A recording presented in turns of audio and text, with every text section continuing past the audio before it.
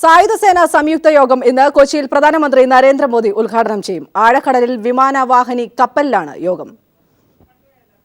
കൊച്ചി തീരത്ത് നിന്ന് 40 കിലോമീറ്റർ അകലെ ആഴക്കടലിൽ വിമാനവാഹിനി കപ്പലായ INS വിക്രമാദിത്യയിലാണ് സായുധസേനകളുടെ സംയുക്ത യോഗം. രാവിലെ നാവികാസ്ഥാനത്ത് ഗാർഡ് ഓഫ് ഓണർ പരിശോധിച്ച ശേഷം പ്രധാനമന്ത്രി INS വിക്രമാദിത്യയിലേക്ക് ഹെലികോപ്റ്ററിലാണ് പോവുക.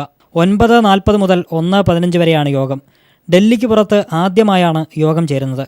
സേനകളുടെ കഴിഞ്ഞ വർഷത്തെ പ്രവർത്തനത്തിന്റെ വിലയിരുത്തലും ഭാവി പദ്ധതികളും യോഗം ചർച്ച ചെയ്യും.